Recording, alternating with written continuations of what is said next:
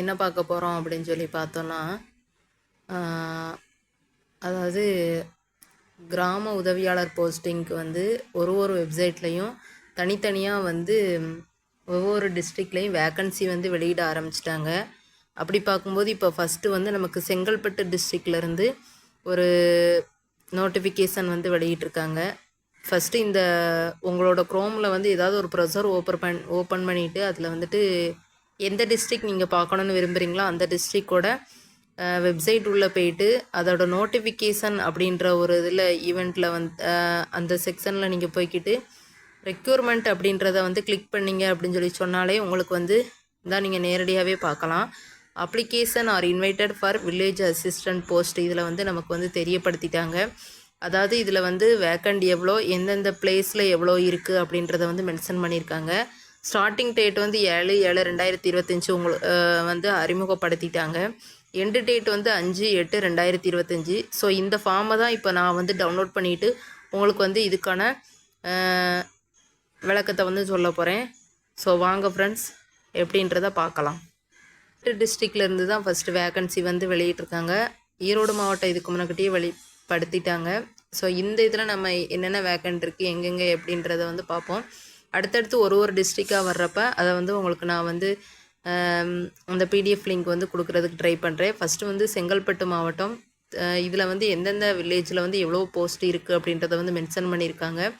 மதுராந்தகம் அந்த வட்டத்தில் வந்துட்டு காலிப்பணியிடம் வந்து 23 இருக்குது. இதில் சைடில் வந்து கிராமத்தோட பெயர் போட்டிருக்காங்க பாருங்கள். வடக்கு புத்தூர், வேப்பங்கரணை, முருங்கை, பெரும்பேர்கண்டிகை, மோகல்வாடி, மின்னல் சித்தாமூர், மின்னல் கீழ் மின்னல், சிறுபேர்பாண்டி, காட்டுக்கூடலூர், இந்த மாதிரி ஊர் பெயர்லாம் போட்டிருக்காங்க பாருங்கள். அதுக்கடுத்து வந்து செய்யூரில் வந்து 9 வேக்கன்சி வந்து கொடுத்துருக்காங்க. அதில் வந்து கீழே வில்லேஜோட நேம் வந்து மென்ஷன் பண்ணியிருக்காங்க பாருங்கள்.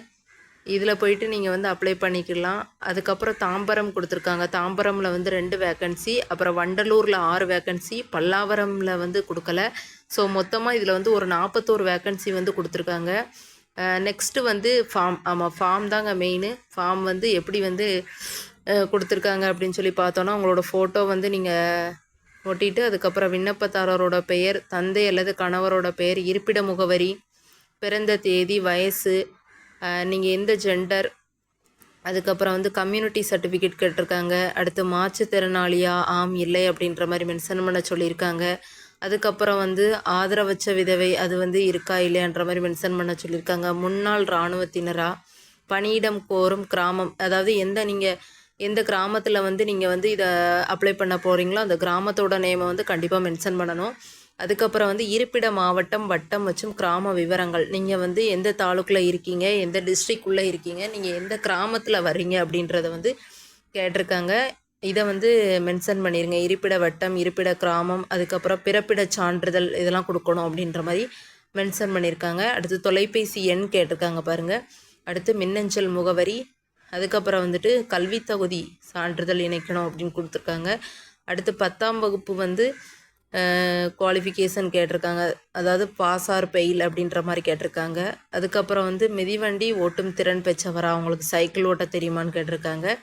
இருசக்கர மோட்டார் வாகனம் ஓட்டும் திறன் பெற்றவரா, ஆம் எனில் உரிம நகல் இணைக்கப்பட வேண்டும். அதாவது டிரைவிங் லைசன்ஸ் உங்களுக்கு இருக்குது அப்படின்னா ஆம், அப்படி இல்லை அப்படின்ற மாதிரி கொடுத்துருங்க.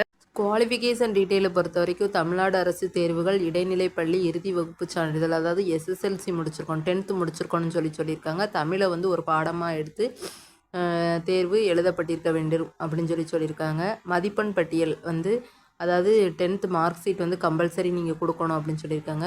குறைந்தபட்ச கல்வி தகுதி வந்து 10ஆம் வகுப்பு தான் அப்படின்னு சொல்லியிருக்காங்க. இதில் நீங்கள் வந்து தோல்வி அடைஞ்சிருந்தாலுமே உண்டு அப்படிங்கிற மாதிரி சொல்லியிருக்காங்க. அடுத்து இதர தகுதி என்ன அப்படின்னு சொல்லி பார்த்தோன்னா, விண்ணப்பதாரர் வந்து அந்த வட்டத்தை வந்து சேர்ந்தவராக இருத்தல் வேண்டும். அடுத்து தமிழை வந்து பிழையின்றி எழுத படிக்க தெரிஞ்சிருக்கணும்னு சொல்லியிருக்காங்க. விண்ணப்பதாரர் வந்து சம்மந்தப்பட்ட வட்டத்தை வந்து சேர்ந்தவர்களாகவோ அல்லது அதே வட்டத்தில் வந்து நிரந்தரமாக வசிச்சுட்டு இருக்கவங்களாகவோ இருக்க வேண்டும். அடுத்து காலி பணியிடம் வந்து அறிவிக்கப்பட்ட கிராமத்தை சேர்ந்த விண்ணப்பதாரர்களுக்கு வந்து அந்த கிராம பணியிடத்திற்கு வந்து முன்னுரிமை வந்து வழங்கப்படும் அப்படின்னு சொல்லியிருக்காங்க. வயசு வரம்பை பொறுத்த வரைக்கும் குறைஞ்சபட்சம் 21 வயசு நீங்கள் வந்து முடிச்சிருக்கணும் அப்படிங்கிற மாதிரி சொல்லியிருக்காங்க. அனைத்து பிரிவினருமே விண்ணப்பிக்கலாம். அதிகபட்ச வயசு வந்து 32. இதர வகுப்பினர். அதுக்கடுத்து வந்து 37 வயசு வந்து பிற்படுத்தப்பட்டோர் மற்றும் மிகவும் பிற்படுத்தப்பட்டோர். அடுத்து சீர்மரபினர், அடுத்து பட்டியலினத்தவர், அடுத்து பழங்குடியினர். இவங்களுக்கு வந்து இவ்வளோ அப்படின்ற மாதிரி மென்ஷன் பண்ணியிருக்காங்க 37 வயசு. இதில் மாற்றுத்திறனாளிகளாக இருந்தீங்க அப்படின்னு சொல்லி பார்த்தோன்னா அதிகபட்ச வயசு வரம்பு வந்து 10 ஆண்டுகள் கூடுதலான கணக்கில் வந்து கொள்ளப்பட வேண்டும் அப்படின்னு சொல்லியிருக்காங்க. அடுத்து முன்னாள் இராணுவத்தினருக்கு வந்து 48 வயது இதர வகுப்பினர், 53 வயசு வந்து பிற்படுத்தப்பட்டோர், மிகவும் பிற்படுத்தப்பட்டோர் மற்றும் சீர்மரபினர் அப்படின்ற மாதிரி பட்டியலினத்தவருங்க மாதிரி தெரியப்படுத்தியிருக்காங்க. அவ்வளோதான் ஃப்ரெண்ட்ஸ். இந்த பிடிஎஃப்பை வந்து உங்களுக்கு நான் வந்து டிஸ்கிரிப்ஷனில் போய் ஒரு தடவை வந்து டீட்டெயிலாக ரீட் பண்ணி பாருங்கள். ஸோ அடுத்தடுத்து வந்து அப்கமிங் வீடியோஸை வந்து நான் உங்களுக்கு வந்து கொடுக்குறதுக்கு ட்ரை பண்ணுறேன். Thank you friends. அடுத்து ஒரு வீடியோவில் பார்க்கலாம்.